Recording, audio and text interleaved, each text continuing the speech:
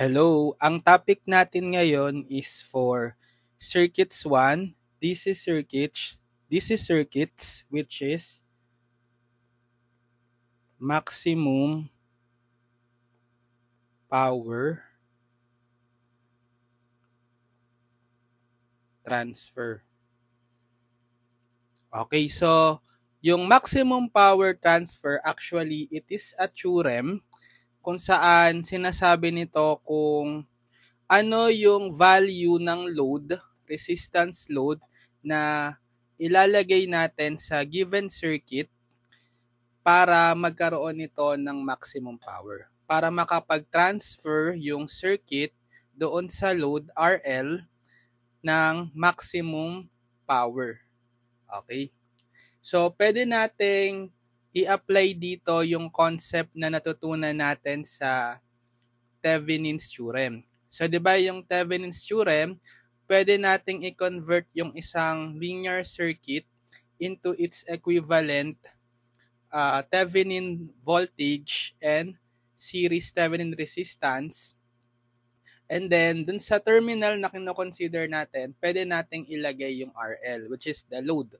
Which is pwede nyong i-vary kasi nga, pag Thevenin's theorem, Thevenin's equivalent circuit yung hinanap nyo for the given linear circuit, magiging fix yung VTH tsaka yung RTH. So, kahit bago-baguhin nyo yung RL, yung load, madali nyo na lang mahanap yung voltage or current doon sa RL. Which is, the goal is to find the RL such that makukuha niya yung maximum power transfer. Okay? So, ang gagawin natin, sige, sulat ko muna yung definition. Yung definition ng maximum power or maximum power transfer theorem.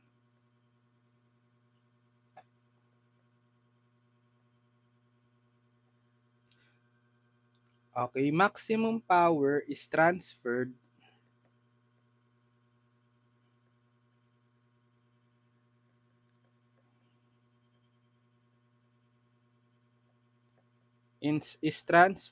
to the load when the load resistance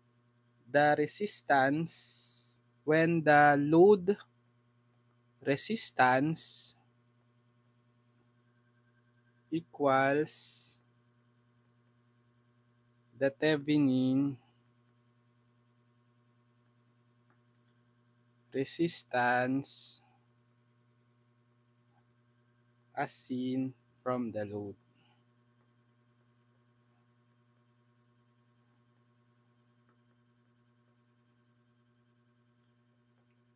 So, RL should be equal to RTH.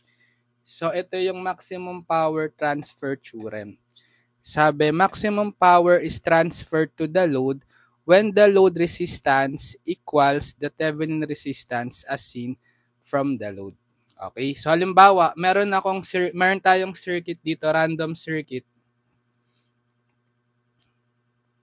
So, gawa-gawa ko lang tong circuit. For example,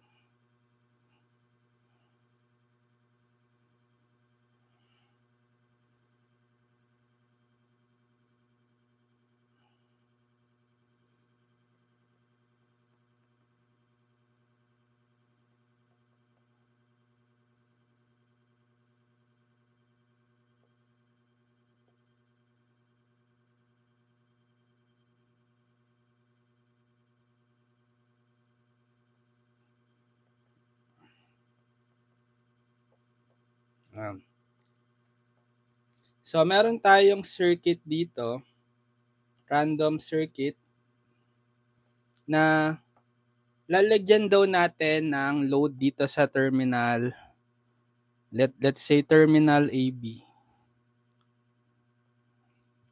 Okay? Maglalagay tayo ng load, RL. So, pwede nyong baguhin yung RL, let's say variable resistor siya, para kapag binago nyo yung RL, mahanap nyo yung pinaka-maximum power transferred sa load, yung RL, sa terminal AB. Okay? Pero, by maximum power transfer theorem, makukuha daw natin yung value nung makukuha daw natin yung maximum power transferred sa load kung ang ilalagay nating value nung resistor, RL, is equal to RTH or yung Thevenin resistance as seen dito sa terminal AB kung saan nakakonect yung load, 'di ba? So, ang ibig sabihin niyan, pwede nating kuhain yung equivalent Thevenin circuit netong given circuit natin na yan as seen sa terminal AB. Okay, so bale, magiging ano yan, plus minus VTH in series with RTH. Tapos, dito natin ilalagay yung load sa terminal AB. So, naturo ko naman na yung Thevenin's theorem, right? So, kung hindi nga pa napapanood yung video tutorial ko sa Thevenin's theorem, link ko na lang sa description. Okay? So, bale, pwede nating i-convert itong circuit na to into its Thevenin equivalent circuit. Hanapin nyo yung VTH at RTH. Tapos, ito sa terminal AB, i-connect nyo yung RL. Tapos, yung RL, kapag daw kinuha natin yung maximum power transfer sa kanya, dapat yung value ng RL should be equal to RTH. Okay? So, paano kuhain ngayon yung power? Power dito sa load, RL. So, pwedeng I squared R, right?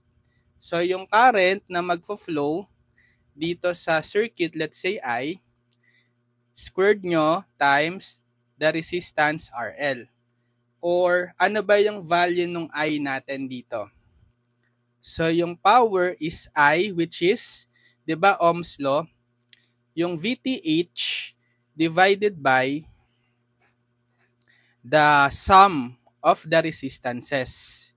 Kasi naka-series sila. So, VTH divided by RTH plus RL. Okay, ito yung value ng I. Quantity squared times RL. So, ito yung power sa load. Okay, for any specific load to. Pero, kung hahanapin natin yung pinaka-maximum power, dapat daw yung RTH ay yung RL should be equal to RTH, right? So, pwede nyo ngayong i-substitute yung RL dito as RTH. Bale, magiging VTH over RTH plus RL. So, gagawin nyo na siyang RTH. Quantity squared. Then, another RL gawin yung RTH. So, power is now, sige, simplify natin to. VTH over RTH plus RTH to RTH. Quantity squared times RTH. Pwede nyong i-distribute itong exponent sa taas saka sa baba. Magiging VTH squared over 2RTH quantity squared times RTH. So, distribute yung exponent dito. Power of a product law. Magiging VTH square over 2 square, 4, times RTH square times RTH. Okay, tas makakancel nyo to, yung isang RTH. Bale, magiging power is VTH square over 4 RTH.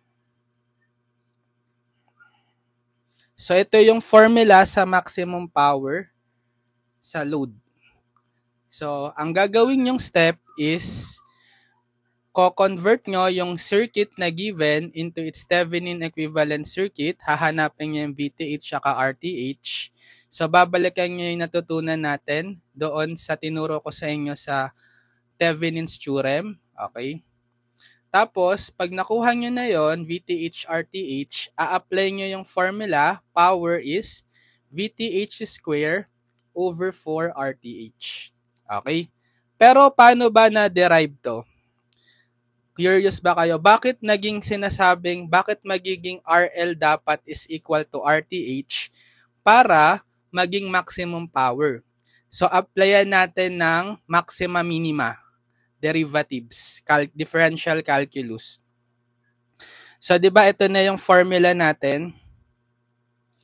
Okay, ito na yung formula natin for the power. So, distribute natin tong square sa numerator tsaka denominator.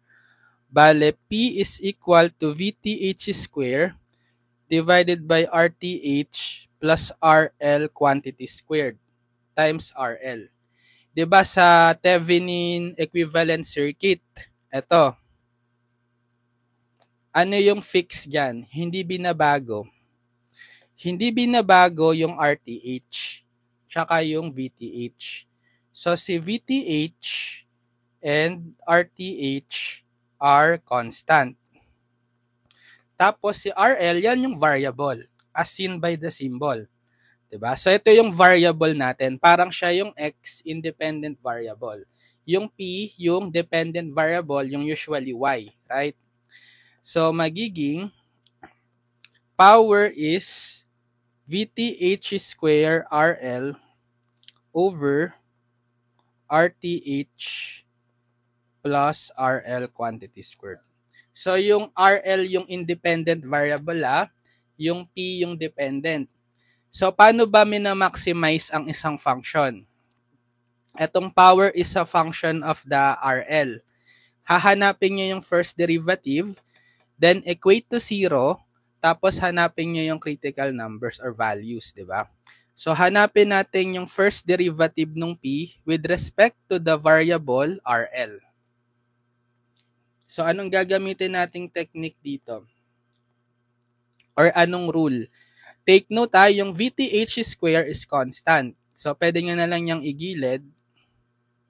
Tapos, yung pinaka i-differentiate natin is ito.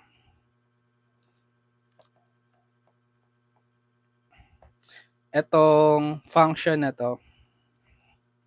So, pwede tayong gumamit ng anong rule sa derivatives?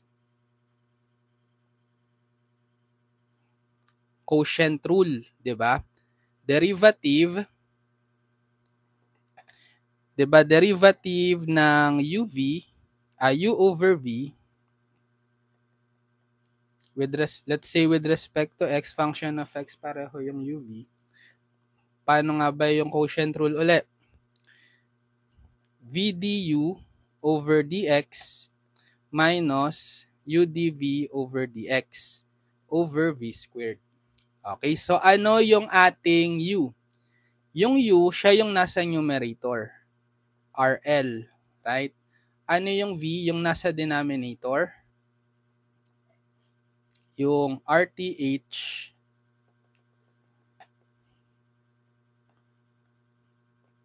V is RTH plus RL quantity squared. Sige, applyan natin ng quotient rule. So, itong VTH square constant, so ginilid ko na lang siya. Okay?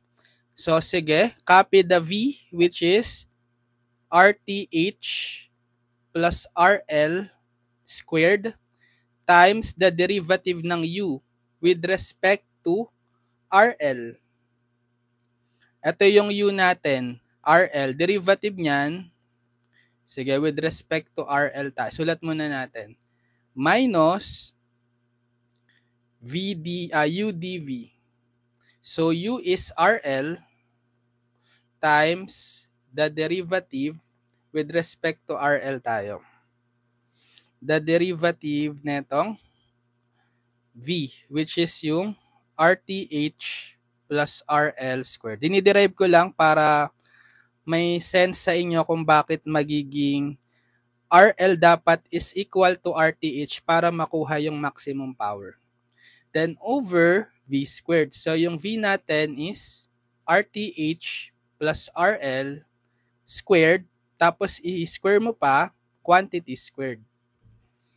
So, magiging VTH squared.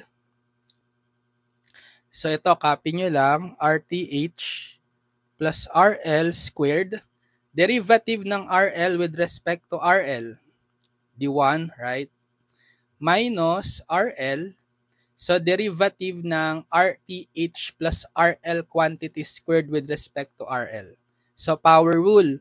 Baba nyo yung 2 times, copy yung RTH plus RL raised to 2 minus 1. 1. Chain rule times the derivative ng RTH plus RL. Yung RTH is constant. So, derivative 0 plus derivative ng RL with respect to RL, 1. Tapos ito magiging RTH plus RL quantity raised to power law, multiply 2 times 2, 4. So magiging simplify pa natin, VTH square is equal to VTH square. So magiging ano na lang to, RTH plus RL squared kasi times 1 lang siya.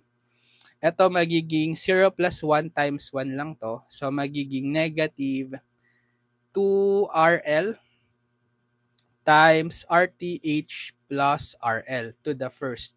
Or simply RTH plus RL na lang. Then over RTH plus RL to the fourth. I-factor out natin itong RTH plus RL. Diba? So VTH squared, factor out yung RTH plus RL, times, sa numerator yan na, pinactor out natin, RTH plus RL.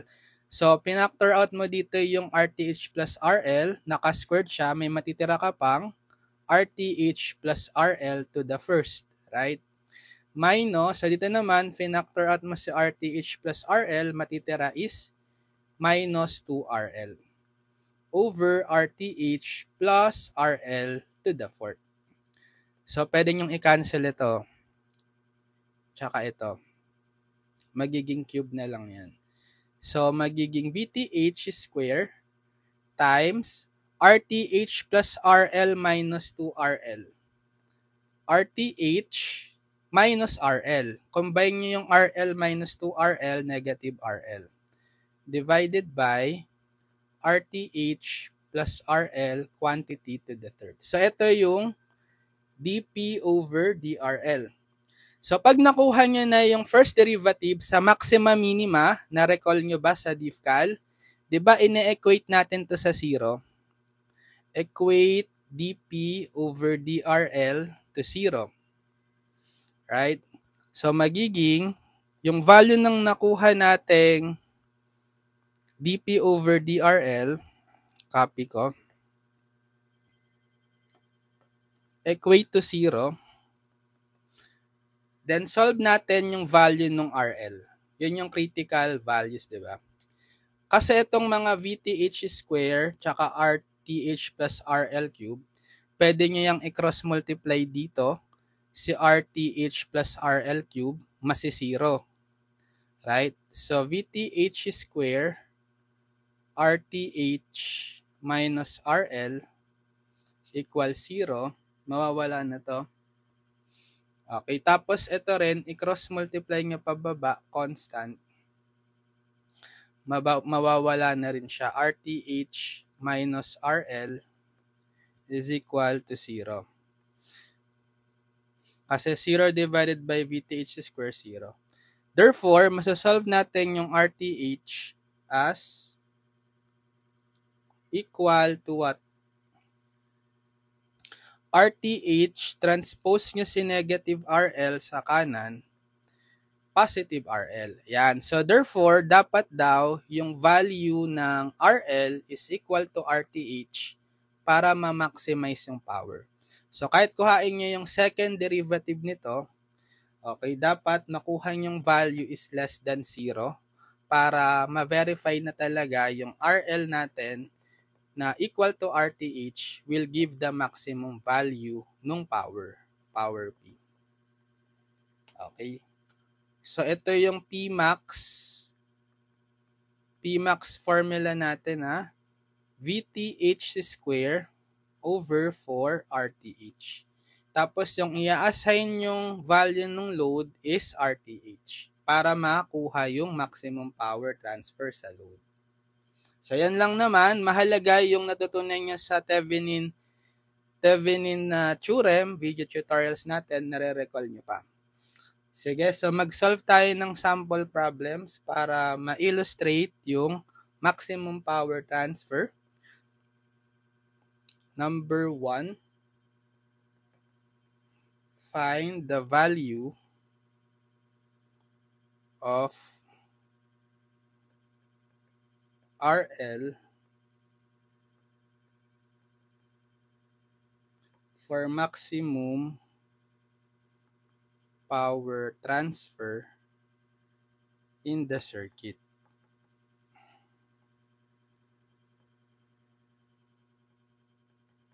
Below.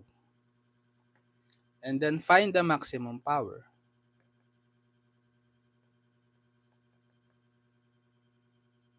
Maximum power.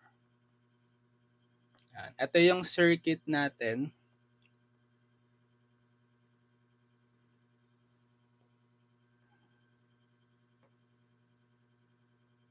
Plus minus 12 volts. 6 ohms.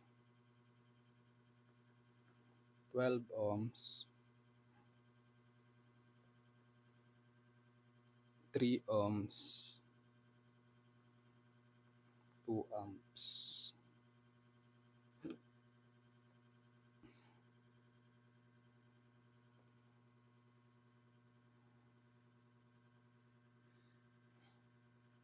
Tapos nandito yung load.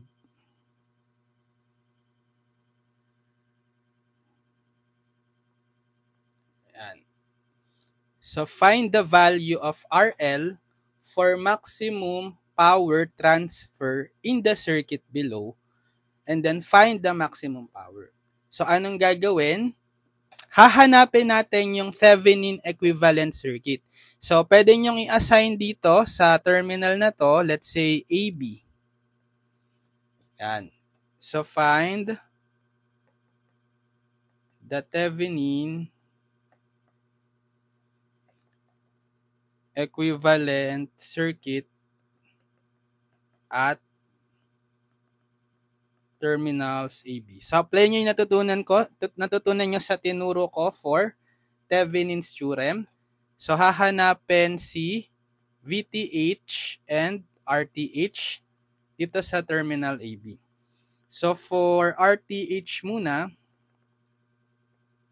so 'di ba kapag may load tinatanggal, tanggalin muna natin itong RL.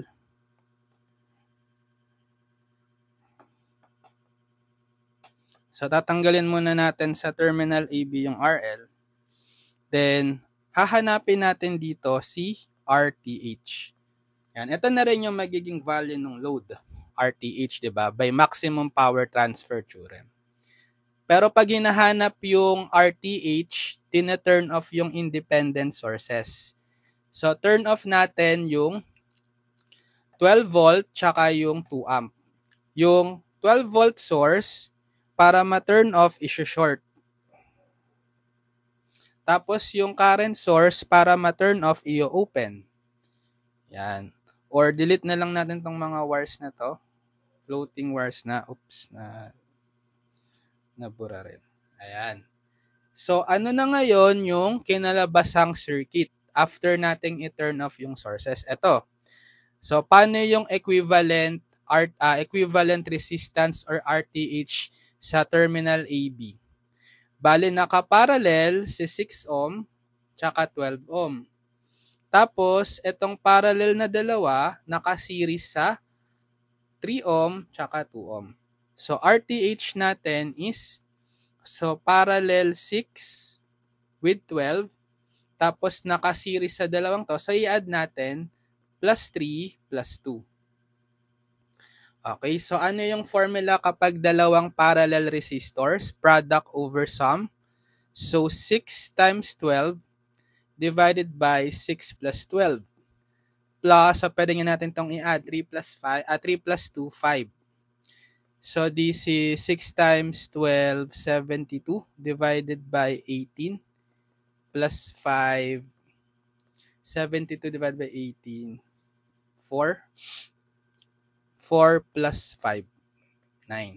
So RTH is 9 ohms. So ito na rin dapat yung value ng RL, di ba? Yan. Ito yung sagot sa una. Find the value of RL for maximum power transfer. RL should be 9 ohms. Then, hinahanap yung maximum power. E di, kailangan nating hanapin si VTH. Di ba? Kasi yung formula ng Pmax is VTH square over 4RTH. So, find VTH naman. So, yung VTH, open voltage sa terminal AB. So, tatanggalin din natin yung load. Tapos, dito natin nahanapin sa terminal AB yung VTH. Plus, minus VTH. Yan. So, hindi nyo na ito-turn off yung mga sources, di ba? Retain na sila. So, depende na sa inyo kung anong circuit analysis ang gagamitin to find VTH. Sige, mag-mesh na lang ako. Pero pwede rin kayong mag-other method, no? Nodal, source transformation, etc. Magme-mesh ako. So, dalawang mesh. Ito open to, di ba? So, wala nang current dito. Ito lang dalawa. So, assign tayong direction ng current, I1 tsaka I2. Parehong clockwise. Yan. Notice, dito sa mesh 2, merong current source. So, automatic, di ba, kapag yung isang mesh, meron siyang current source, kung ano yung inassign yung mesh current doon, equal doon sa value ng current source. Pero check nyo kung magkapareho ng direction. So, I2 is numerically equal sa 2 amps. Pero, positive or negative? Kapag pareho ng direction, positive, pagkasalungat, negative. Di ba kasalungat? Kasi si I2 inassign natin is clockwise, pero si 2 amp pataas. Nagsalungat sila, di ba? So, negative 2. Negative 2 amps. So, si I1 na lang yung kailangan nating buuan ng KVL. So, mag-KVL tayo at mesh 1. So, simulan natin sa voltage source. So, yung convention natin kung saan pumasok na polarity. So, dahil clockwise tayo, papasok yung current sa negative polarity ng 12 volt. Gagamitin natin negative 12. Okay. Tapos, sa mga resistor sa mesh 1, positive yung gagamiting sign sa voltage across them. Add natin 6 plus 12, 18. Then, times I1. Ito na yung mga voltage sa mga resistor sa mesh 1. Ohm's law, diba? Resistance times the current. Tapos kung meron tayong common resistor sa other mesh, 12 ohm, diba? Common sa mesh 1 saka mesh 2, ima-minus nyo. Minus 12 times I2 naman. Yan. So everything is considered na sa mesh 1. So equate na natin to 0. So, when we say KVL, nakalimutan ko, summation of voltage is 0 around the loop. Yan. Diba, may value tayo ng I2. Pwede mo nang i-substitute yung I2. Negative 2 amps. So, negative 12 plus 18I1 minus 12I2, substitute nyo na as negative 2 is equal to 0. So, negative 12 plus 18I1, negative 12 times negative 2, positive 24.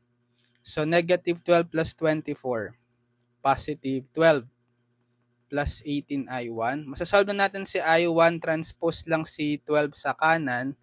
So, 18I1 is negative 12. then divide both sides by 18. I1 is negative 12 divided by 18. In lowest term, ano yan? 6, GCF 6, negative 12 divided by 6, negative 2, 18 divided by 6, 3. Negative 2/3 amps. Yan. So, paano natin makukuha si VTH? Okay. Sige, mag-ano tayo. Wala kasi tayong voltage dito. Di ba?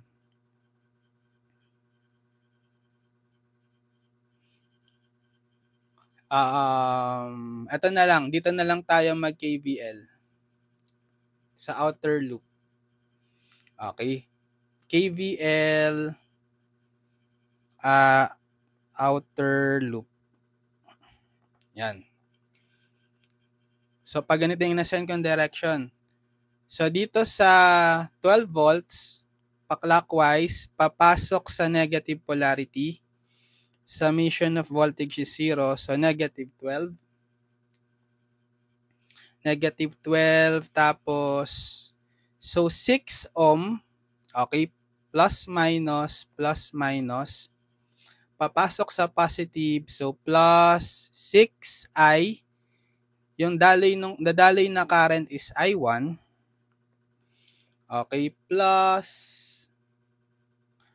dito naman sa 3 ohm, papasok sa positive.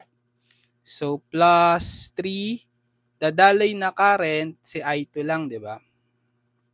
Tapos dito sa 2 ohm, kasi open ito, di ba? Open. So, 0 yung current. So, pwede nyo pa rin isama plus 2 times the current, 0. 0 nga kasi open ito, walang dadalay na current. Tapos dito sa VTH, papasok sa positive polarity. So, plus VTH. Then, equal to 0.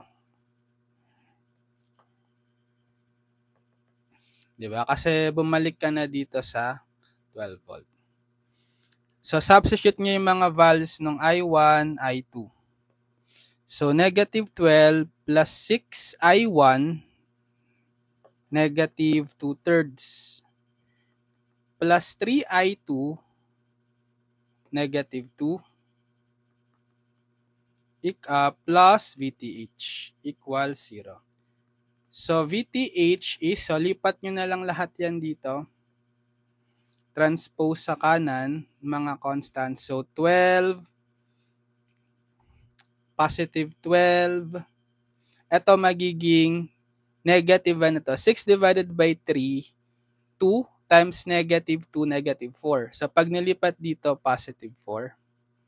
Okay, tapos ito naman, 3 times negative 2, negative 6. Pag nilipat dito, magiging positive 6. So, VTH is 12 plus 4 plus 6, 22 volts. Yan. So, makukuha na natin yung Pmax. Anong formula ng Pmax? VTH square over 4 RTH. So, VTH is 22 squared divided by 4. RTHI, ano yun akong RTH? Yung RL, 9 ohm.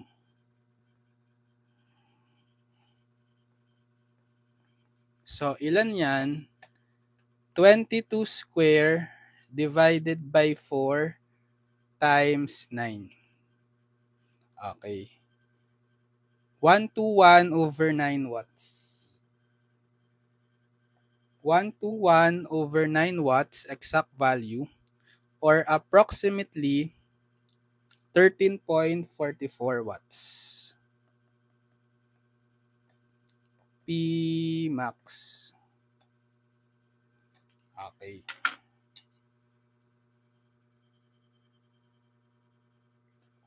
Gets? Okay, sige, next. Problem number 2. 2 pa lang, no?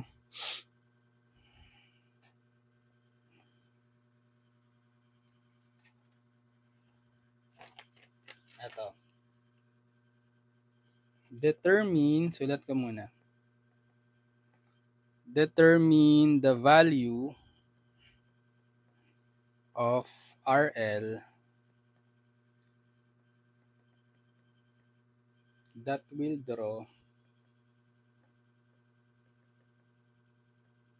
the maximum power from the rest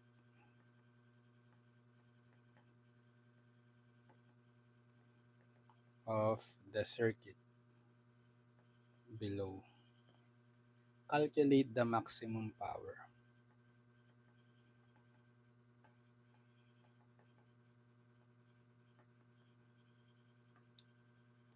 Ito naman yung circuit.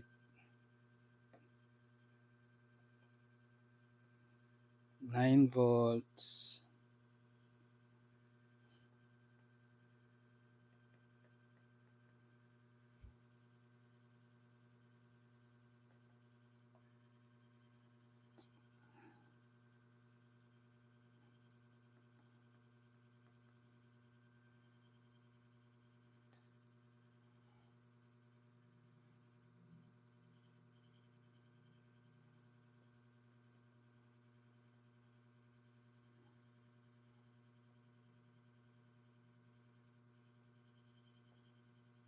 Okay.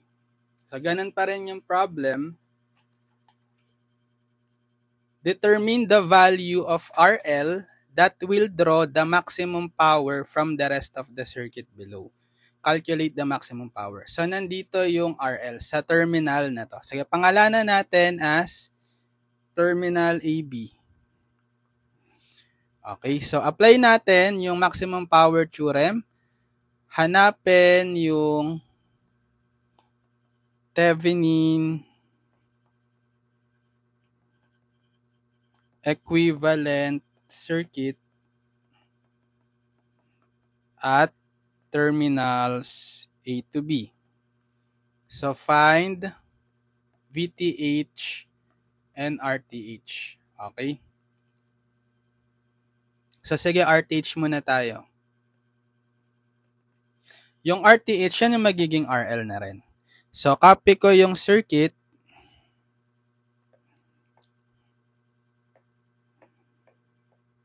So 'di ba tatanggalin muna natin etong RL sa terminal AB. Yan. Tapos dito natin hahanapin yung RTH sa terminal AB. Pag hinahanap yung RTH, tina-turn off yung independent sources. So meron lang tayong isang independent source, si 9 volt voltage source. Turn off natin by shorting out. Yan. Tapos meron tayong tawag dito, diamond symbol with polarity. Controlled source to, di ba? Controlled voltage source. Depende yung value niya kay Vx, yung voltage across the 2 ohm.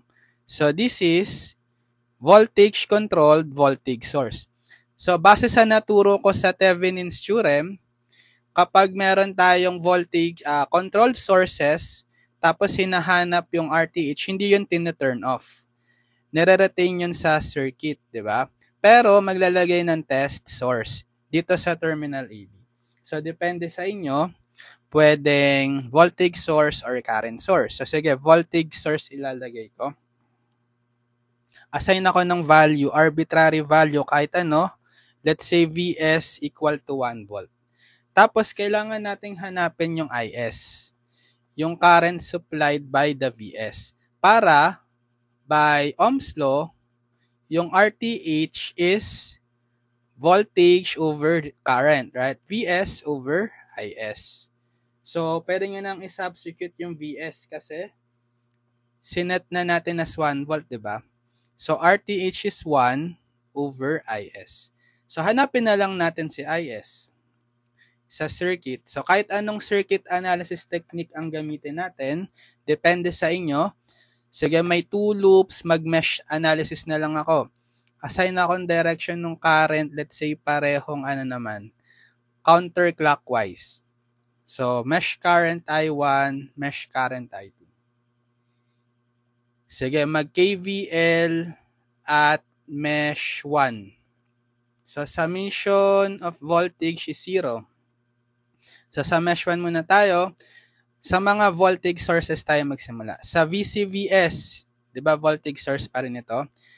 Dahil counterclockwise, papasok sa negative polarity. So, negative gagamitin natin, sign, value 3Vx. Yan. Tapos sa mga resistor sa mesh 1, positive yung gagamiting sign sa voltage across them. Then add 2 plus 1, 3 times I1. Okay. Tapos may common na 1 ohm resistor sa mesh 1 tsaka mesh 2. Si 1 ohm. Ima-minus nyo yun, minus 1, resistance 1 times I2 equals 0. So, everything is considered na sa loop. Equate nyo na to 0. Yan. Pero dapat yung Vx ma-represent nyo in terms of the mesh current. Okay? So, si Vx, nasan ba si Vx? Yung voltage across the 2 ohm. Diba by Ohm's law, Vx is 2 ohm times I1. 2 ohms times I1. Right? 2I1. Kasi yung dadaloy na current kay 2 ohm si I1. Resistance times current. Pero pumasok kasi yung I1 sa negative polarity ni Vx, lalagyan nyo ng minus. Okay, so Vx is negative 2I1. So, but Vx is negative 2I1, substitute, magiging negative 3Vx, which is substitute nyo as 2I1, negative 2I1, plus 3I1 minus 1I2 equals 0. So, negative 3 times negative 2. Negative 6, positive 6I1 plus 3I1 minus I2 equals 0. So, pwedeng i-combine si 6 plus 3I1, 9I1 minus I2 equals 0. Equation 1. So, dalawang equation ang bubuuin kasi dalawang mesh current, di ba? I1 and I2. So, mag-KVL naman tayo sa mesh 2. KVL at mesh 2. Summation of voltage is equal to 0. Simulan nyo sa mga voltage sources. So, clockwise itong I2 sa Vs, papasok siya sa negative polarity. So, negative 1 ang gagamitin natin. Tapos dito sa VCVS, papasok siya sa, kasi counterclockwise, papasok sa positive.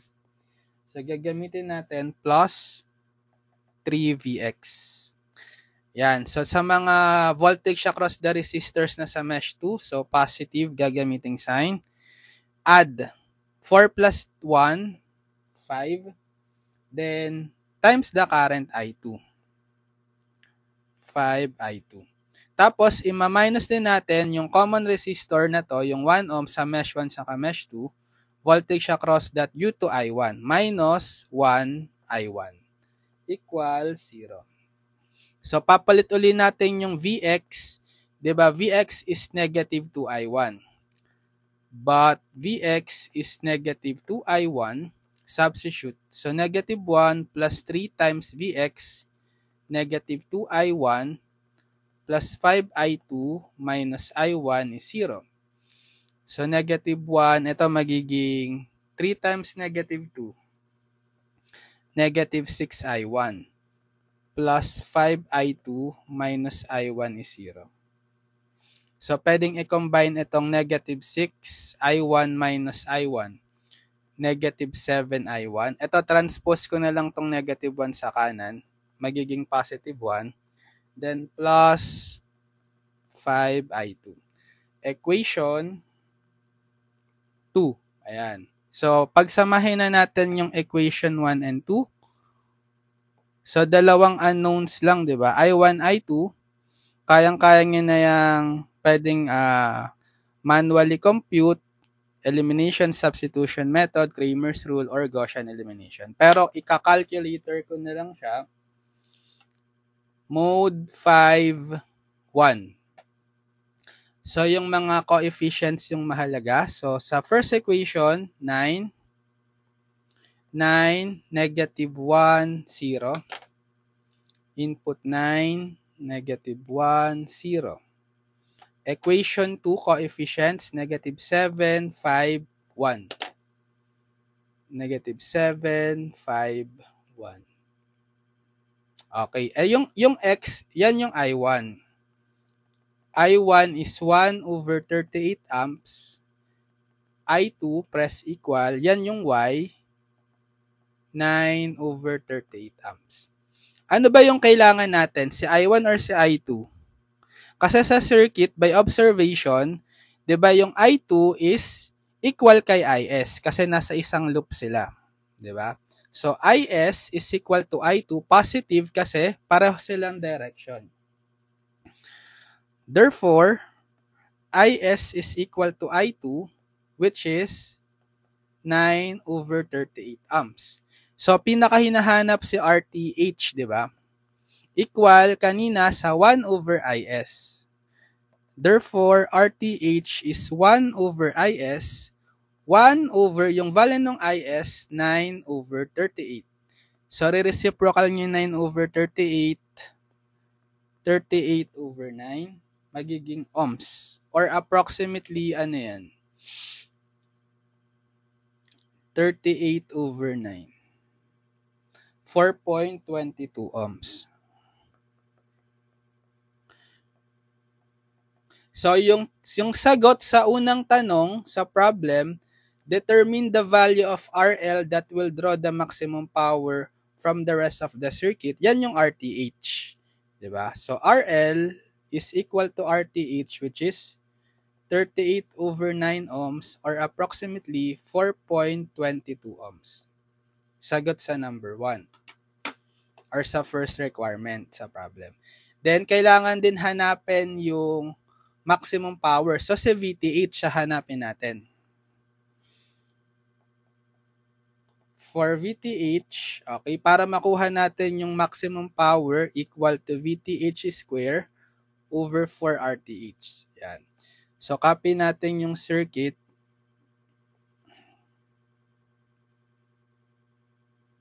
Ito yung circuit.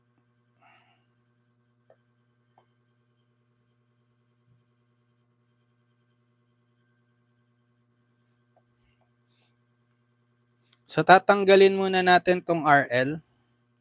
Then, find yung open voltage sa terminal AB. Okay, plus minus VTH. Yan, tas intact na yung mga sources. Hindi nyo natatanggalin yan or i-turn off. So, depende sa atin anong circuit analysis ang gagamitin.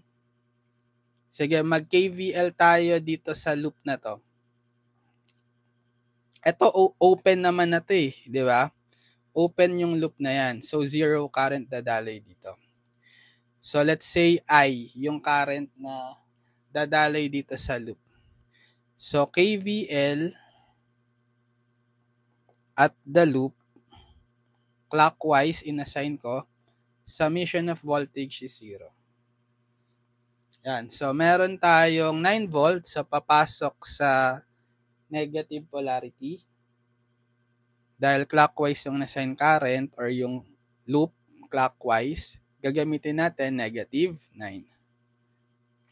Tapos, sa mga, dito pala, meron pa tayong voltage source, 3Vx. So, papasok tayo sa positive polarity.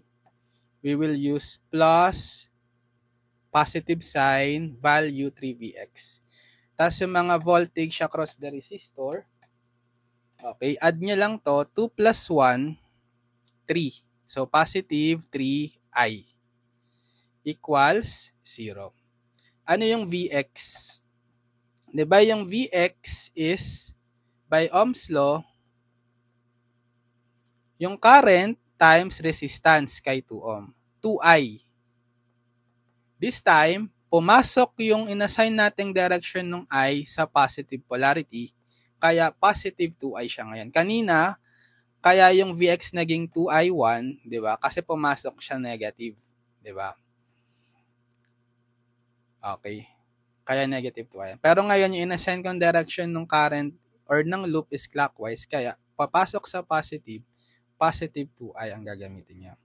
So ngayon, i-substitute natin yung Vx as 2I, negative 9, plus 3 times Vx, 2I, plus 3I is 0.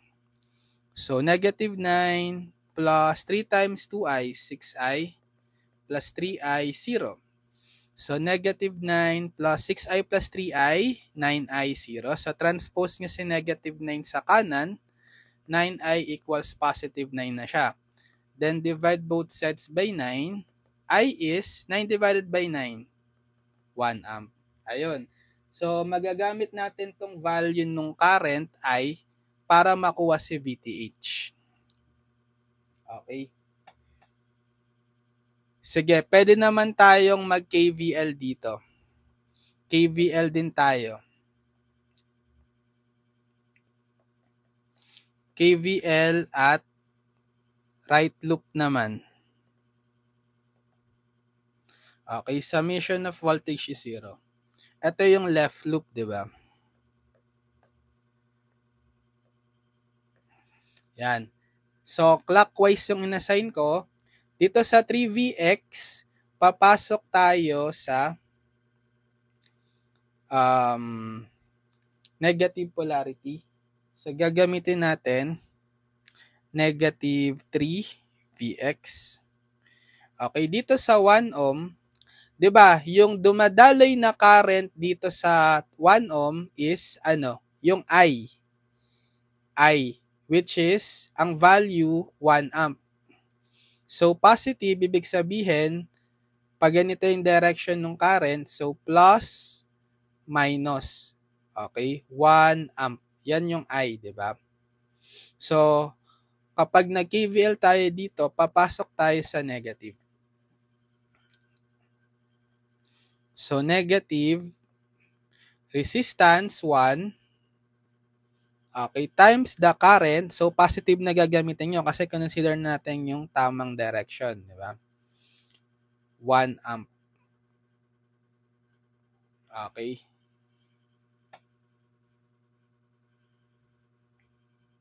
And then dito sa 4 ohm kasi nga open yung terminal AB, wala talagang dumadaloy na current sa loop na to.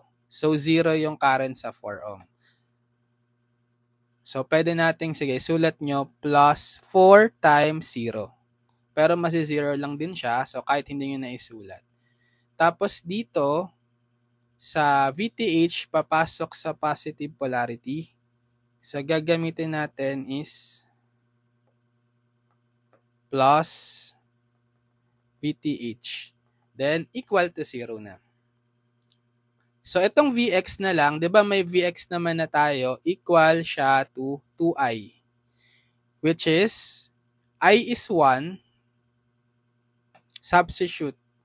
So, negative 3 times Vx 2i, ito minus 1 na lang to, plus VTH is 0. So, magiging 2i, I nga is 1, substitute, negative 3 times 2, I which is 1, minus 1, plus VTH is 0. So, negative 3 times 2 times 1, negative 6, minus 1, plus VTH is 0. Negative 6 minus 1, negative 7, plus VTH is 0. Transpose yung negative 7 sa kanan, VTH is 7 volts. Yan. So, ang Pmax natin by formula ngayon is VTH square over 4 RTH. So, substitute na natin yung value ng VTH. 7 squared over 4. Ano yung RTH natin kanina?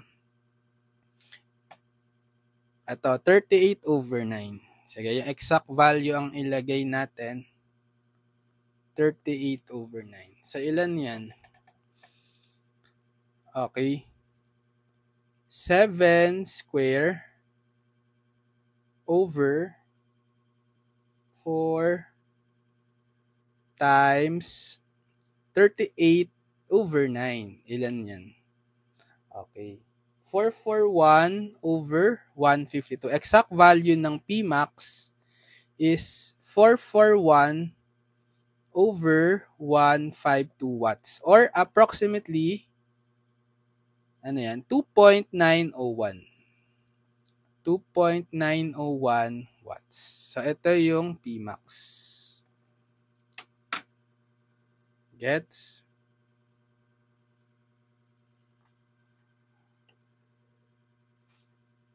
Okay.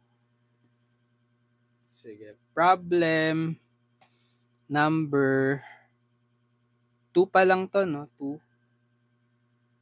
Sige, isa pa. Problem 3.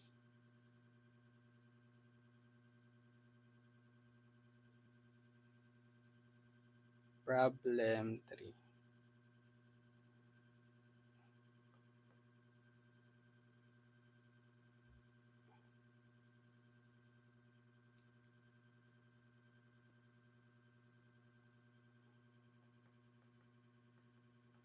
Calculate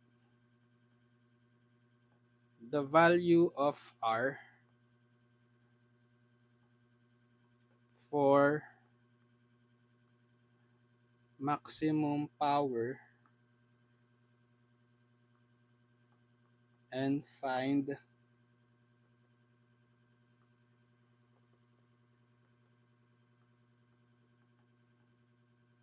the maximum power. Ito yung circuit.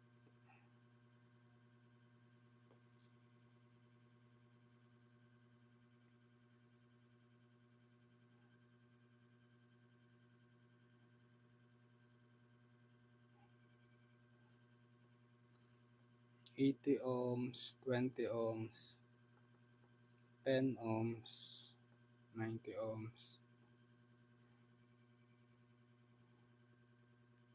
plus minus 40 volts.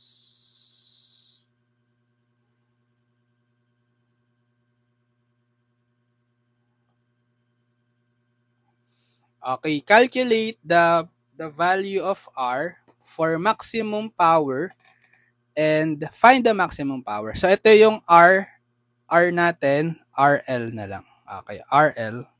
Nandito siya nakakonect. Pangalanan natin terminal AB. Yan. Sige, find Thevenin equivalent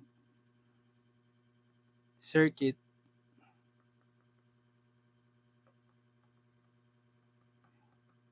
at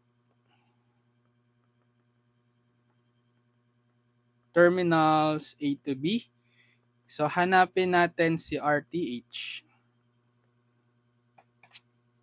So, copy yung circuit.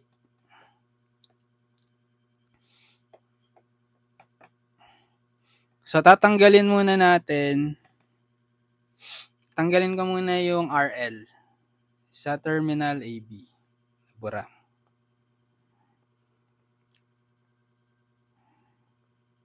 Yan. Tapos dito natin nahanapin yung RTH. So, pag hinahanap si RTH, tina-turn off yung independent source. So, turn off natin itong 40 volts. So, pag voltage source, pag tinurn off, i-short. Short natin. Yan. So, ano na ngayon yung equivalent resistance as seen dito sa terminal AB? Diba parallel na to? Parallel. Parallel. Tas itong dalawang parallel, naka-series. Diba? So, RTH natin is parallel 80 with 20 na naka-series dito sa parallel 10 and 90. Right? 10 parallel 90. So, formula ng dalawang parallel, product over sum, 80 times 20 over 80 plus 20. Ito rin, product over sum, 10 times 90 over 10 plus 90. So, 80 times 20, 16. 100 over 80 plus 20, 100. 10 times 90, 900 over 10 plus 90, 100. So, cancel. 16. 16 plus 9. Ilan yan? 25 ohms. So, ito yung RTH, which is by maximum power transfer theorem, ito na rin yung RL to yield maximum power. 25 ohms. Sagot dun sa unang part. Then, hanapin yung Pmax. So, kailangan natin si VTH. Okay, kasi yung Pmax is VTH squared over 4 RTH. So, copy natin yung circuit. To find VTH naman,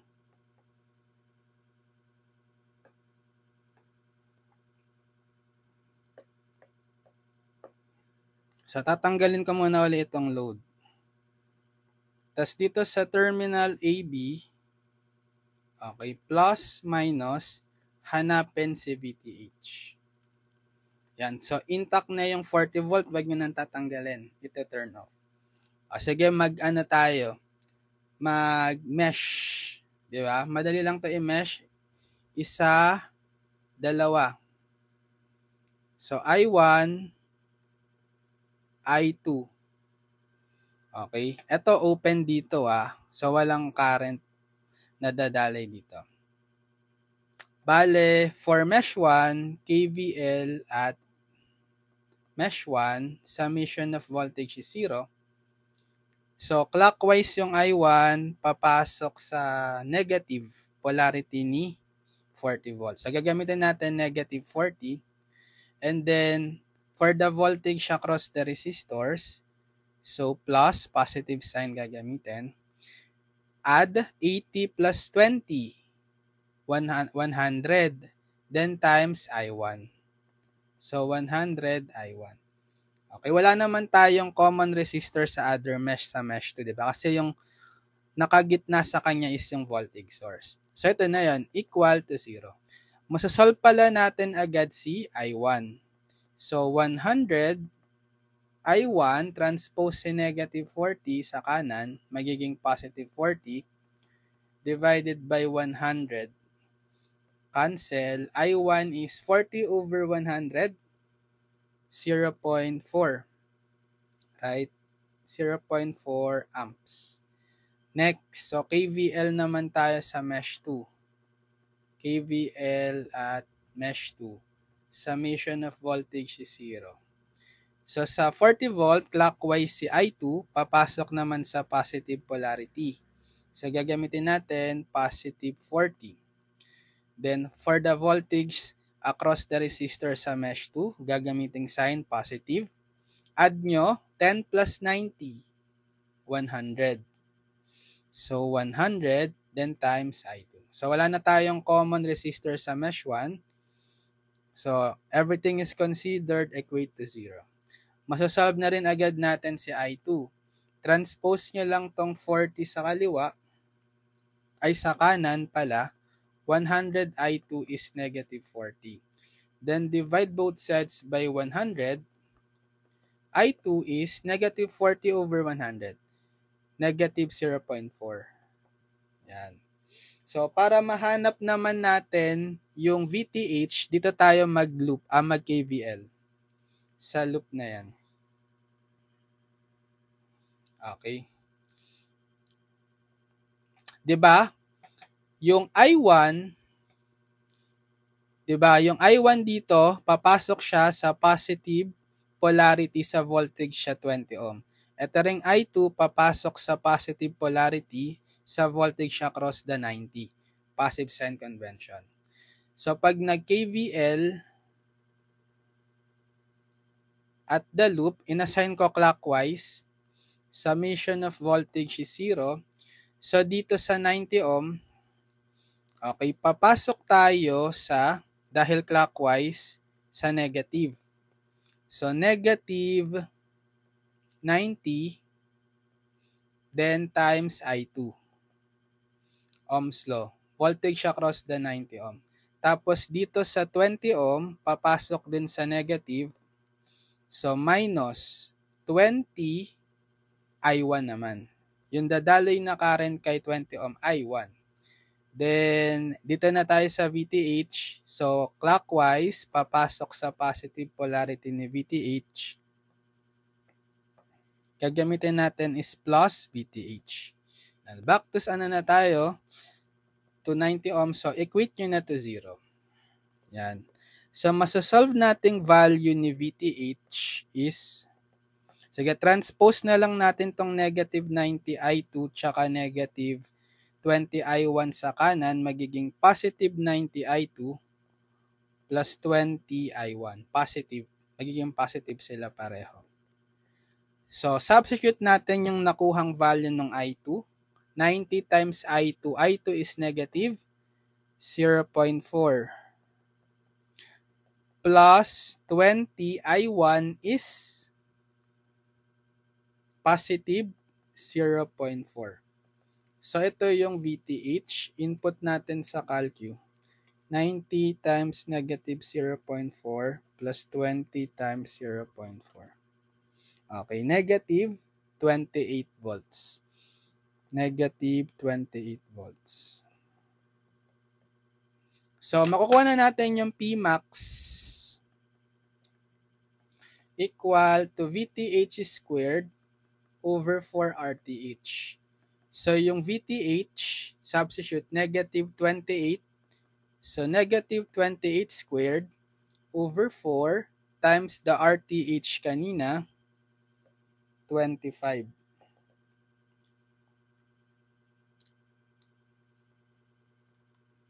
Yan. So, use calculator. So, negative 28 squared divided by 4 times 25. Okay. Exact value, 196 over 25 watts approximately are equal in decimal, sakto, 7.84. 7.84 watts. Pmax. Okay. Ayan. So, na-solve na natin yung problem. So, nakapag-solve tayo ngayon ng tatlong problem. Sige, tuloy na lang natin ito, yung topic natin for maximum power transfer. Mag-part 2 tayo next time. So, abangan nyo lang yung next video tutorials natin for this topic. Okay, basta follow kayo sa akin sa account para ma-notify pag may video tutorial tayo next time. And subscribe na rin kayo sa ating channel, YouTube, Engineered Math channel. Lilink ko sa description lahat ng mga video tutorials natin for Circuits 1, simula sa unang lesson hanggang sa last lesson. Pati yung playlist na din, lilink ko sa description para mapanood nyo or magkaroon kayo ng reference playlist guide from our YouTube channel for Circuits 1 para sa buong subject nyo na Circuits 1. So, para kung kailangan nyong manood, mag-review, pag meron kayong mga major exams, panoorin nyo lang yung mga video tutorials natin sa Circuits 1 playlist. Tsaka, kung gusto nyo mag-advanced study, pwede rin. So, good luck sa mga nagtitake ng Circuits 1. Kayang-kaya nyo yan. Aral lang mabuti. Solve lang ng maraming problems and manood kayo ng mga video tutorials natin sa YouTube. Good luck sa ating mga engineering students. Sige. God bless everyone. Bye-bye.